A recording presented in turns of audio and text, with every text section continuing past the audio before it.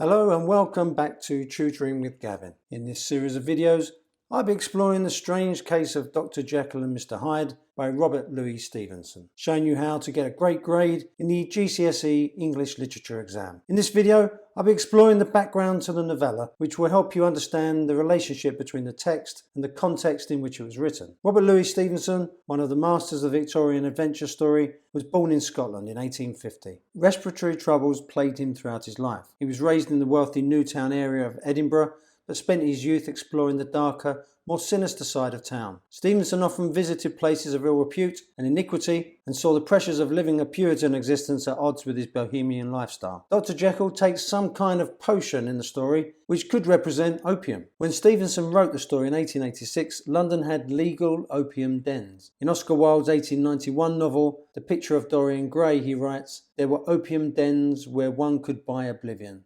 Dens of horror where the memory of old sins could be destroyed by the madness of sins that were new." These dens catered mainly for seamen who had become addicted to the drug when overseas. In 1876, he met a married woman, Fanny Van Grift Osborne, and fell in love with her. Mrs. Osborne eventually divorced her husband, and she and Stevenson were married. This could have caused a slight scandal during the Victorian times, when appearance and a strict moral code dominated society. Stevenson travelled widely and would have experienced many cultures that were an antithesis to his experience of Victorian Britain. The Victorian era was a time of unprecedented technological progress. By the end of the century, however, many people were beginning to question the ideals of progress and civilization that defined the era, and there was a growing sense of decline in Western culture. London was becoming overcrowded, and crime was rising and beginning to concern those in power. 2 years after the publication of the book, there was a spate of horrific murders in East London by Jack the Ripper. Those reading this story would have been all too aware of the sense of horror that most people felt at that time about the crimes and how any human being could carry out such brutal acts. Stevenson paints Hyde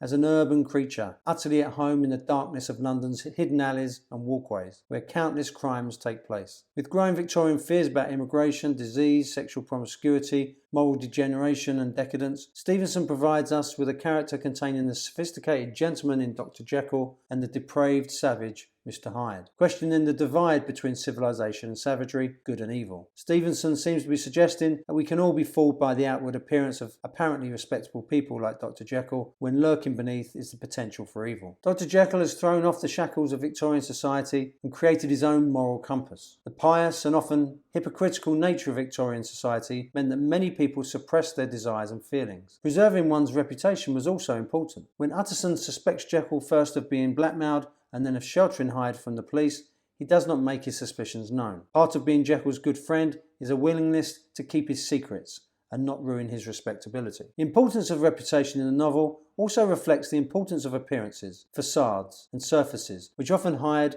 a sordid underside. In many instances in the novel, Utterson, true to his Victorian society, adamantly wishes not only to preserve Jekyll's reputation, but also to preserve the appearance of order and decorum, even as he senses a vile truth lurking underneath. In the Victorian era, religion was important to communities and individuals. Many people believed that God created the universe and he was the sole creator. Some were afraid of scientific developments and feared what this would do to mankind. Charles Darwin wrote The Origins of Species in 1859. It was a text that shook Victorian society and was condemned and banned due to its theory that God had not created the universe as outlined in the Bible. The idea that humans evolved from apes and amphibians led to worry about the possibility of humans going back to these primitive states. Stevenson describes Mr. Hyde as ape-like and troglodytic, implying that the brutal and uncivilized Hyde is a throwback to a more primitive stage of human development. Stevenson seems to suggest that the criminal could be lurking behind an acceptable public persona. Appearances might provide no real indication of the true personality, which made Jekyll and Hyde a particularly disturbing work of fiction during the late 1880s,